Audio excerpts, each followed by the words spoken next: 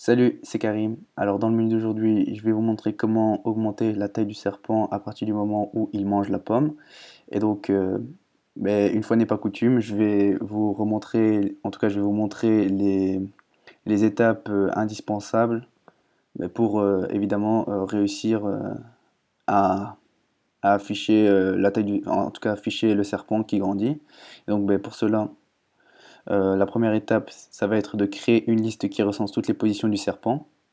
Ensuite, une fois qu'on a fait ça, on va devoir créer une liste qui stocke la position de la tête du serpent.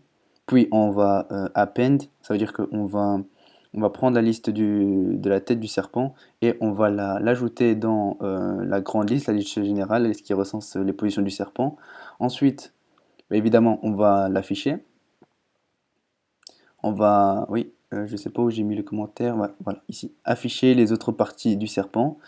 Et une fois qu'on aura fait ça, on aura peut-être quelques problèmes et je vais vous montrer comment les surmonter. Donc, je vous propose de commencer dès maintenant. Donc, créer une liste qui recense toutes les positions du serpent. On va faire self euh, position serpent. Ça va être la liste. Ensuite, une fois qu'on a fait ça, on va créer la tête du serpent. Et donc, voilà, c'est ici.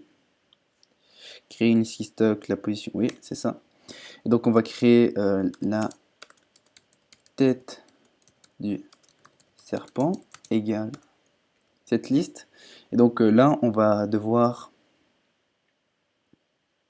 à peine... oui, juste avant ça, on va créer la tête du serpent. Donc pour créer la tête du serpent, c'est simple.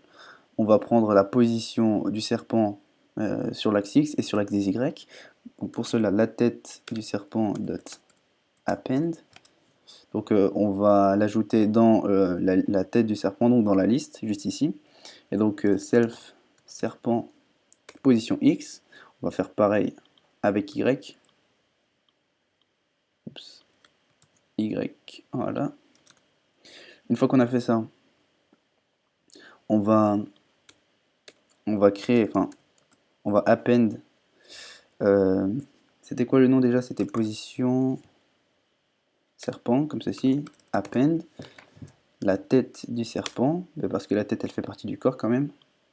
Et c'est important d'avoir la position de la tête pour. Enfin, c'est important d'avoir la position de la tête, c'est logique. Donc une fois qu'on a fait ça, je vous propose d'afficher d'afficher le serpent pour voir ce que ça donne.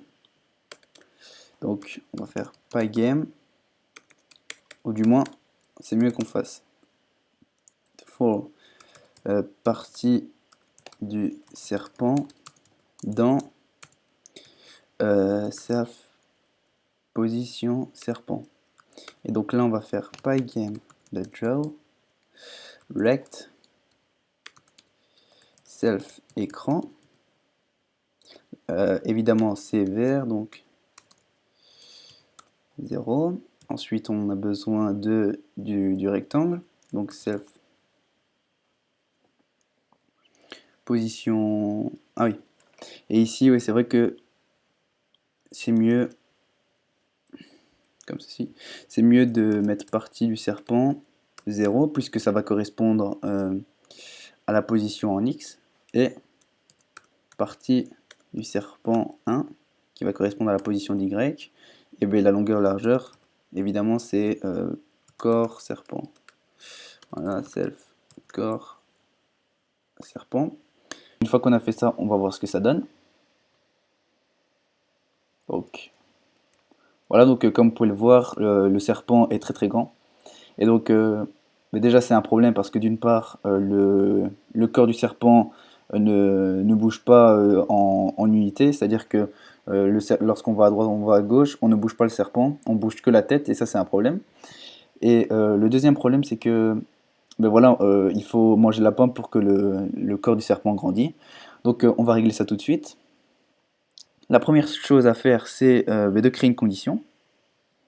Et avant cette condition, on va devoir aussi créer une variable self taille du serpent qui va être égale à 1. parce que la tête du serpent, c'est une position du serpent, donc c'est égal à 1.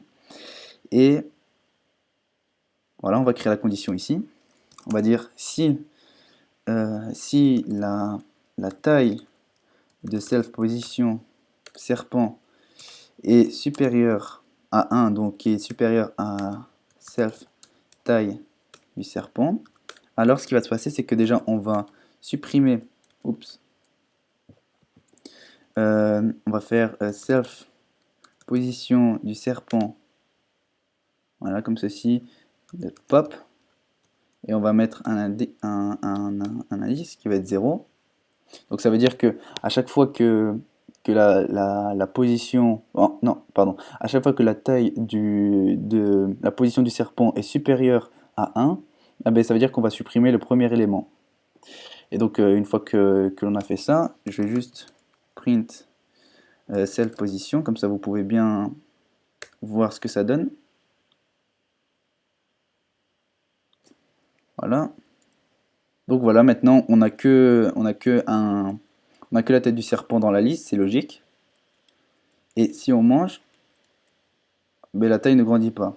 Et donc pour cela, on a juste à faire une seule chose, et il faut trouver, voilà, c'est ici, et on va augmenter la taille du serpent. Ce que je veux dire par là, c'est qu'à chaque fois qu'on va manger une pomme, à chaque fois que le serpent va manger une pomme, la taille du serpent va augmenter de 1. C'est logique. Et donc c'est tellement logique que ça va marcher normalement. Voilà. On voit que le serpent a augmenté enfin, a grandi. Bon. Elle est dure à apprendre. Voilà. Là on est à 3. Bon. 4. 5. Et vous voyez, le serpent grandit. Donc voilà. Maintenant nous avons créé un serpent qui... Enfin, on a créé déjà le plus grand principe du jeu Snake. Je vais créer une nouvelle fonctionnalité que j'avais pas prévu de faire dans cette vidéo, mais je vais quand même le faire, parce que je pense qu'on a encore un peu le temps. C'est que si le serpent se, entre guillemets, mord la queue, alors le jeu s'arrête. Voilà, ben oui, parce que si le joueur... si le serpent ben voilà, se mord la queue, entre guillemets, se mord une partie de son corps, ben là, le jeu s'arrête et ben le joueur a, entre guillemets, perdu. Et donc, ben pour rajouter cette fonctionnalité, je vais faire pour partie du serpent, in self position du serpent, -1. Pourquoi? Parce qu'on ne sélectionne pas la tête. Donc ici, pourquoi je découpe la liste? C'est parce qu'en fait ici, la position du serpent inclut aussi la tête. Et donc évidemment cette tête, on va pas la prendre parce que un serpent, en tout cas dans le jeu Snake, il ne peut pas se mordre la tête. Du coup, on retire la tête. Et ici, on va faire si, la tête, donc elle est où? Self, je me rappelle plus de... Ouais, la tête du serpent, voilà, c'est ça. Si la tête du serpent égale partie du serpent,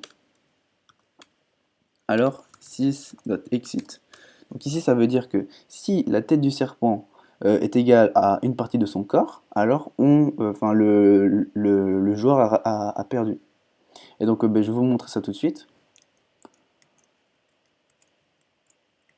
Bon, voilà. Encore il faut que j'y arrive. Voilà, et voilà, comme vous pouvez le voir, j'ai appuyé j'ai appuyé sur la key, enfin la touche flèche vers le bas, et du coup, ben, le serpent il se mord la tête. Enfin, pardon, il se mord la tête. Il se mord une partie de son corps, et du coup, ben, automatiquement, le joueur a perdu. Donc voilà, je pense qu'on a, on a ajouté beaucoup de fonctionnalités dans cette vidéo, et je vous dis à la prochaine.